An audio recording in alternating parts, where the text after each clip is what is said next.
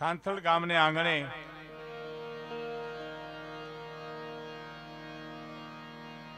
પૂજ્ય ગમન ભુવાજી એમના ગુરુ પરમ પૂજ્ય ઇન્દ્ર ભારતી બાપુનું આજે આવવાનું થયું છે, પધરામણી થઈ છે. થોડું વોલ્યુમ આપો ભાઈ, થોડું વોલ્યુમ, બેકિંગ આપો, થોડું બેકિંગ.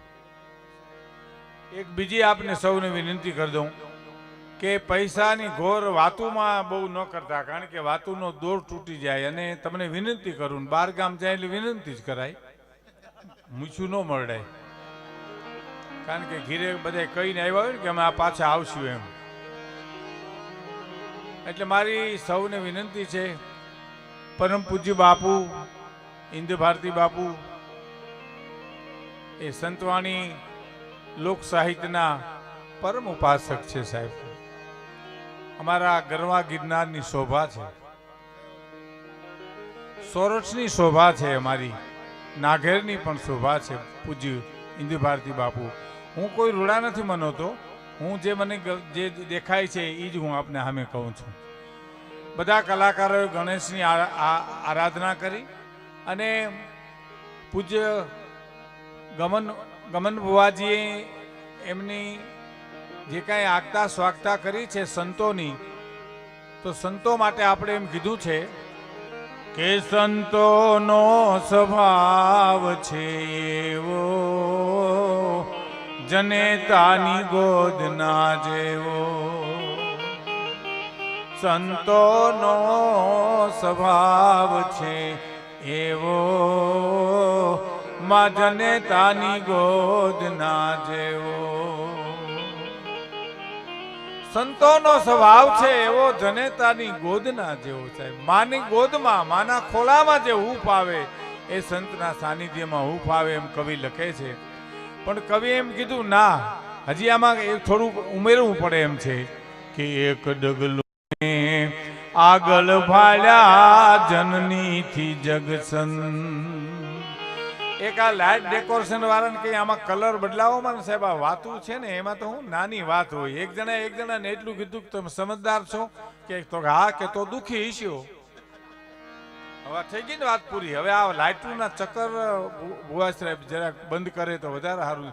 એક સીધી લાઇટો આપી દો ને, અમે બધા સીધા માણસો, ઉંમર લાયક માણસો છે, અમારા સામું તમે જુઓ એમ.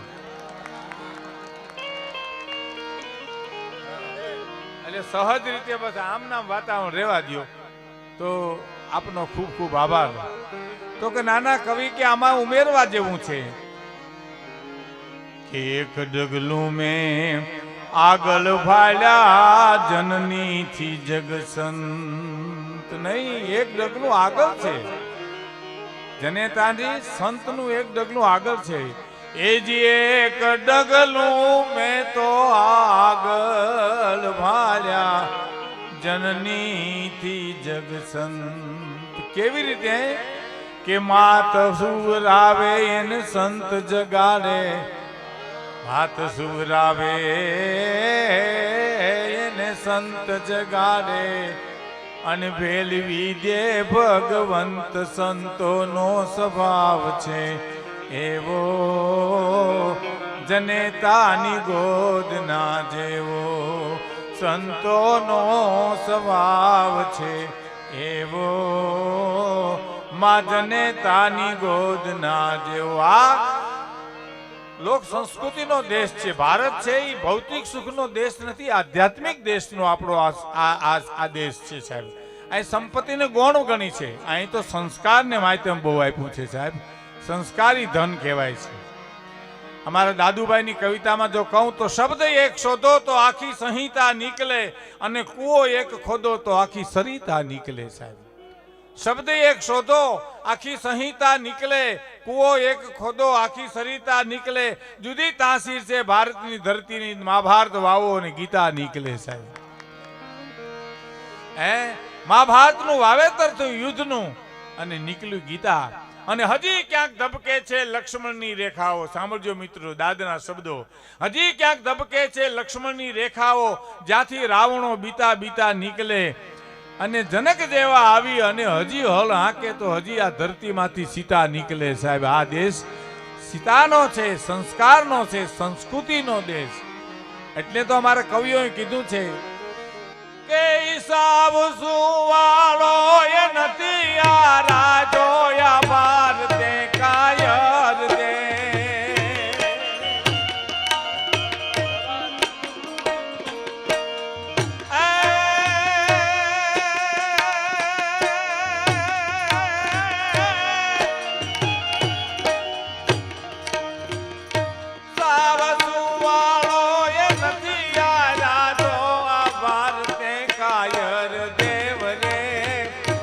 ભારતે કાયર દે.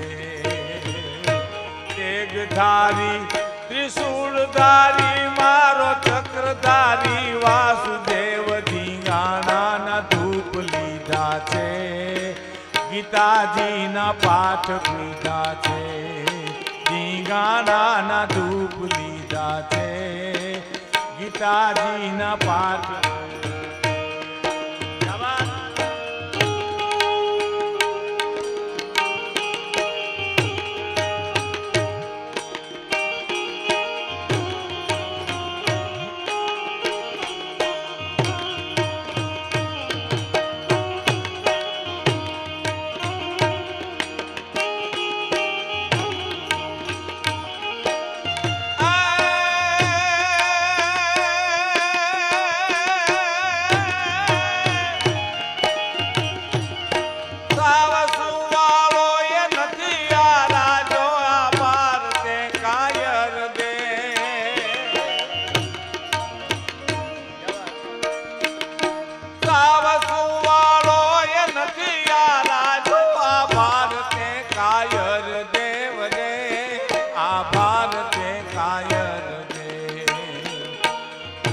ધારી ત્રિશૂળધારી મારો ચક્રધારી વાસુદેવ ધીંગાણાના ધૂપ લીધા છે, ગીતાજીના પાઠ પીધા છે. ધીંગાણાના ધૂપ લીધા છે, ગીતાજીના પાઠ પીધા છે. સાવ સવાલો નથી આ રાજો આ ભારતે કાયર દેવ. આ સંસ્કૃતિનો દેશ છે. એક વચ્ચે નાનકડી વાત કરી સાહેબ આપને. બે માલધારી ગાંડી ગીરની માલિપા હાલ્યા જાય છે, હાથમાં લાકડીયું છે અને ધીરે ધીરે માં ધરતીની ઉપર ડગલા માનતા માનતા હાલ્યા જાય છે. એમાં બરાબર એક ટીંબો આવ્યો, ધાર આવી એટલે એક જણાએ આમ ખેહડી જે ખંભે હતી ને એ ખેંચી અને બાપુ એને ભેંસવારી લીધી. એટલે બીજા માલધારી કીધું કે કેમ આ ભેંસવારી લીધી ઓચિતાની? તો કે મારા લુગડા તૂટેલા છે ને એટલે.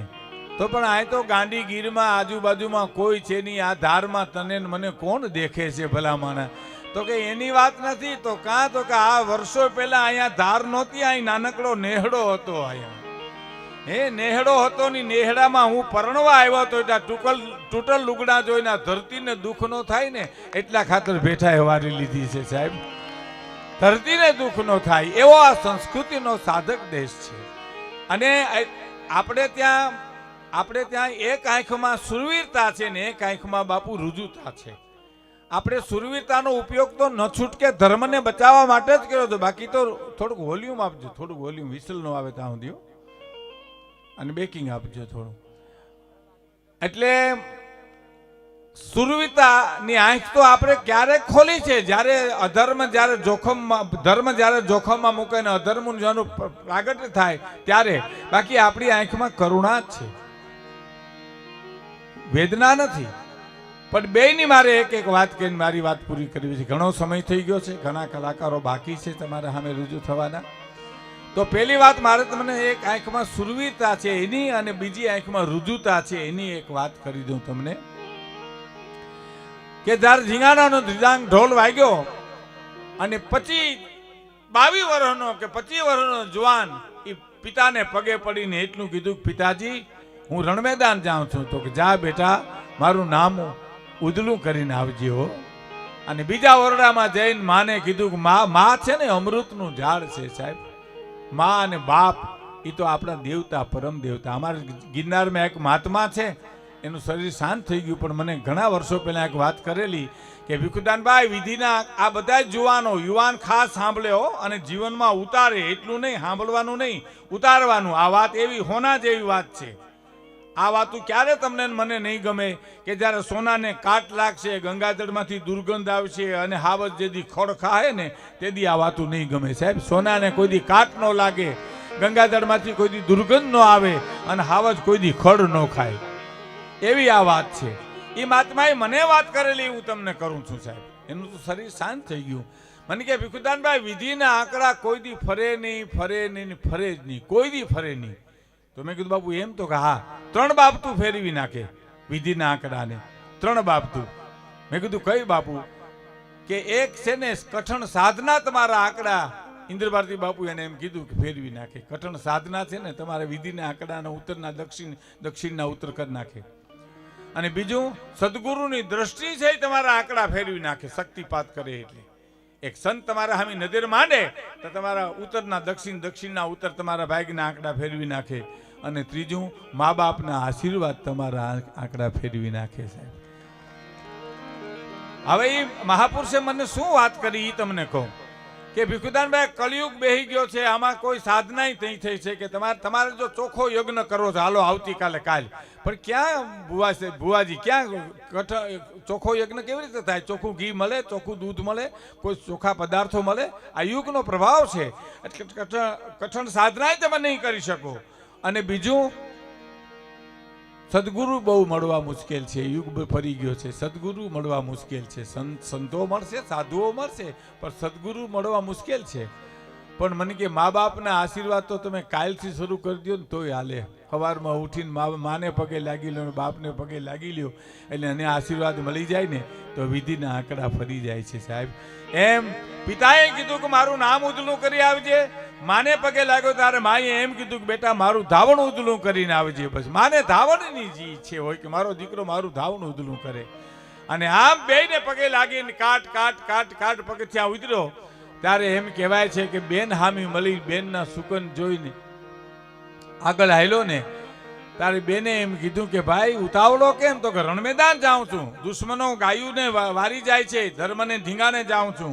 તો કે ભગીની ઓલાવે ભાઈને, હેતે શિર ધરીને હાથ, વિજય પામજે વીર તું સુરાનો કરજે સંગા, દુશ્મનનો દાટ વાલી અને મારા માંડવામાં જવતુલ હોમવા માટે વહેલો આવજે. હવે પિતાએ એમ કીધું નામ ઉજળું કરી આવજે, માએ એમ કીધું ધાવણ ઉજળું કરી આવજે, બેને એમ કીધું જવતુલ હોમવા માટે વહેલો આવજે. પણ ભારતની આર્ય નારી એની પત્ની ઓરડો ઓઢીને બેઠી છે ને, એને વિચાર આવ્યો કે બધાય જો કહેતા હોય તો મારી કંઈક ફરજ આવે છે ને. એને આવીને એટલું કીધું, સાંભળ્યું? તો કે હા, પિતાજી કીધું ને કે મારું નામ ઉજળું કરીને આવજો. તો કે હા. માએ કીધું ને કે ધાવણ ઉજળું કરીને આવજો. તો કે હા. તમારા બેને મને એમ છે કે એમ કીધું કે માંડવામાં જવતુલ હોમવા માટે વહેલા આવજો. તો કે હા, કે હું તારી અર્ધાંગના એટલું કહેવા માટે આવી છું કે કા મરજો કા મારજો, પણ પીઠમાં દેજો લગાર, મારી સૈરું મેણા મારશે આ તો કાયર કેરી નાર, માટે કા મરજો કા બીજાને મારજો ને પીઠમાં દેજો લગાર. કા ખપી જાય ને કા કોકને મારી નાખજે, પણ તું પીઠ બતાવતો નહીં. અને આ દેશનો યુવાન સાહેબ એને કીધું હવે કાંઈ કેવું? તો કે હા, કંઠા રણમે જાય કે મત ઢૂંઢે કોઈ સાથ, તારા સાથી 3 જણા એક હયું કટારીને હાથ. હે તો કે હવે કાંઈ? સમસમ રૂવાડા બેઠા થઈ ગયા યુવાનાને કીધું હવે કાંઈ કેવું? તો કે હાજી હજી એક વાત કેવી છે કે કંઠા રણમે જાય કે ભાગીને મત લજા, ઓલી જોલી આવે ત્રબકતી મરદાઉ કેરી મજા. હે અને હવે જે બાઈ બોલે છે એ બહુ સરસ વાત છે કે માફ કરજો, મેં તમને આકરા વેણ કહી દ્યા. આ રાજપૂત હતો ચંદાવત અને રાજપૂતાણી હતી હાડી રાણી સાહેબ. એને એમ કીધું કે માફ કરજો, મેં તમને આકરા વેણ કહી દીધા છે, પણ તમે જો રજા આપો તો મારે એક વાત કરવી છે. હે કે શું? કે કંઠા રણમે જાય કે ભાગીને મંગાવી શેણ, ભાગીને પાછો આવી તો તું ભા અને હું ભેણ. પણ હવે હું તને એક વાત કહેવા માંગુ છું કે જો શીખ રાજરી હોય તો મેં ભી ચલું તુમ સાથ. હું ઓરડો ઓઢીને બેઠી છું, પણ તમારી રજા દ્યો તો હું ઉંમર ઓળંગી શકું, તરવાર બે લઈને તમારી હારે નીકળી જાઉં અને દુશ્મનનો દાટ વાળી નાખું. ત્યારે આ દેશના રાજપૂતે, આ દેશના યુવાને એટલું કીધું હતું કે ના, હવે હારે આવવાની જરૂર નથી. કા મરસા કા મારસા કા રણ રહી જાત, મને કાળે ઘેરો કામીની હવે સંગડે કી સોહાય. પણ તમે ધ્યાન રાખજો. હવે એનો વારો આવ્યો કે તમે ધ્યાન રાખજો કે તમે મારી ફિકર કરો માં, હું ઓરડો ઓઢીને બેઠું છું, મારી કોઈ ચિંતા કરો માં તમે તમારે. તો કે નહીં, હજી તમે ધ્યાન રાખજો. તો કે નહીં, હું ધર્મ જાળવીને બેઠું છું, મારી ચિંતા કરો માં. ત્રીજી વાર કીધું ઠકરાણા તમે ધ્યાન રાખજો આડે રાણી. તો કે નહીં, મારી ચિંતા કરો માં. ચોથી વાર જ્યાં બોલે ત્યાં તો એટલું કીધું દાસી. તો કે હા, ઓલી તરવાર લઈ લેતા ઘરમાંથી. એ તરવાર દીધી ને મસ્તક ઉતારીને કીધું કે હવે રણ મેદાનમાં જાતા રાજપૂતને દઈ દે, એનો જીવ મારા માથે ધીંગાણો હું કરશે. અને આ બધા મસ્તક આપ્યું અને ચોટલાની ગાંઠ ડોકમાં વારી અને ઘોડેસવારી કરીને બાગડતા ધમા ધમા ઘોડવી આમ જ્યાં નીકળી હેરીમાંથી અને બરાબર બજારમાંથી નીકળી અને ગામનો જાપો આવે ત્યાં 7-8 વર્ષની દીકરી આમ હથેલી આમ જેમ નવઘણને સામે વરવડી આવીને ઊભી રહી હતી ને એમ દીકરી ઊભી રહી આ રાજપૂતને સામે, સાહેબ ચંદાવતને સામે. ઘોડલી ઊભી ગઈ કે દીકરી હટી જા, મારે મોડું થાય છે. રણ મેદાનમાં યવનો ગાયું લઈ જશે કદાચ, વારી જાહે. તો કે નહીં હટું, હટીશ નહીં. તો કે પણ હટી જા બેટા, હું તને કહું છું, મારે મોડું થાય, મારે રણ મેદાન જવું છે. કે હું નહીં હટું. તો કામ છે. તો કામ છે એટલે તો હું અહીંયા આવી છું, આડી ફરી છું. કે શું કામ છે? કે તમે રણ મેદાનમાં જાઓ છો ને? તો કે હા. દુશ્મનો દાટ વાળવા જાઓ છો? તો કે હા. કે તો એક કામ કરજો ને, અમે 500 બહેનું અહીંયા ઢીંગી પોતી હેરીમાં રમીએ છીએ, તો અમારે તમે પાછા આવો ને તો એ દુશ્મનનું માથું લેતા આવજો, મારે ઢીંગલા ઉપર ચડાવવું છે અહીંયા. અને ત્યારે આ દેશના ચંદાવાતે એટલું કીધું, જીવતો હોઈશ તો લેતો આવીશ, નકર કોકની હારે મોકલી દઈશ. પણ તારા જેવી 7-8 વર્ષની દીકરીઓ દુશ્મનના માથા લઈ અને ઢીંગી પોતે રમશે ત્યાં સુધી મારી ભારતની સંસ્કૃતિનો કોઈ દી વાળ વાંકો નહીં થાય. કોઈ દી મારો ધર્મ જોખમાય નહીં, જોખમમાં નહીં મુકાય. અને સમરાગરની માલિપા જઈને દુશ્મનનો દાંત વાલ્યો. આ સુરવીરતાની એક આંખ થઈ આપણી. પણ રુજુતાની આંખ સુરવીર છે, સુરવીર જ ન હોય, એની આંખમાં કરુણતા હોય, એમાં ભીનાશે હોય. અને એનો એક પ્રસંગ કહી દઉં સાહેબ આના અનુસંધાનમાં જ, કે આજ પૂછું તને પાલિયા ને મારા દલડા કેરીમાં.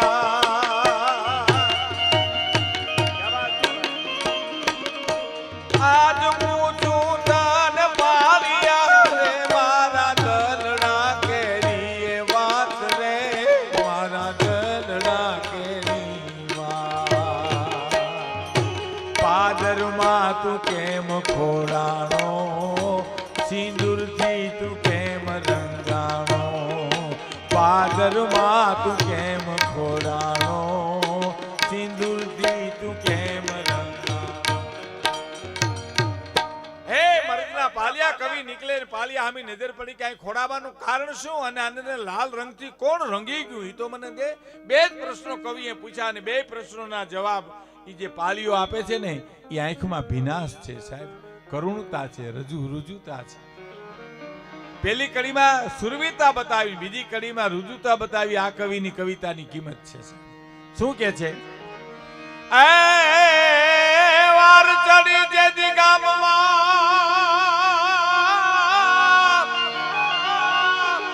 એ જીવાર ચડી જેથી ગામ વારે તેજી બૂંબિયા વાગ્યા ઢોલ રે, તેજી બૂંબિયા વાગ્યા ઢોલ. પછી ખાંડા ના ખેલ ખેલાણા, એથી અમે આઈ ખોડાણા. ખાંડાના ખેલ ખેલાણા, એથી અમે આઈ ખોડાણા. એ વાર ચડી જેથી ગામમાં,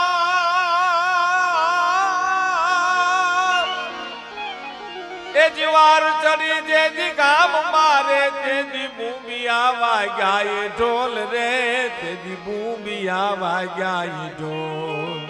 પછી ખાંડા નાય ખેલ ખેલાણા, એથી અમે આઈ ખોડાણા. ખાંડા નાય ખેલ ખેલાણા, એથી અમે આઈ ખોડાણા. ઘેરે ઘેરેથી યુવાનો નીકળેલા ધર્મને ધીંગાણે ગયા, ખાનાના ખેલ ખેલાના.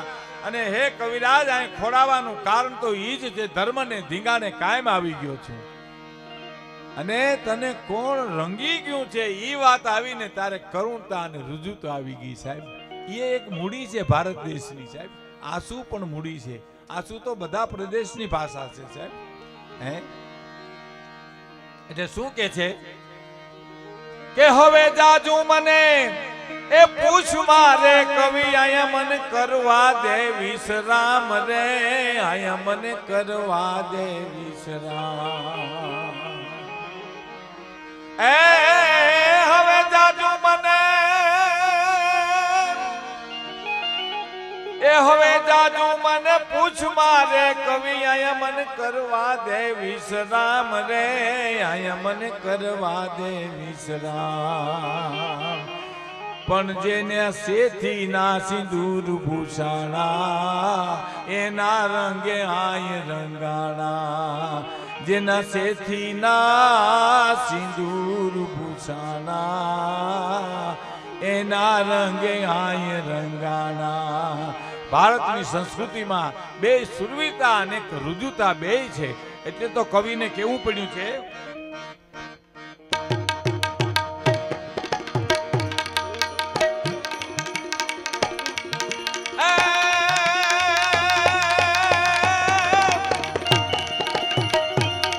ધર્મ ઘટે પછી ધન ઘટે, અને ધન ઘટે મારા મન ઘટી જાય.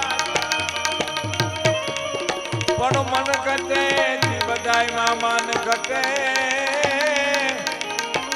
એ બધું ઘટે ઘટત ઘટ જાય.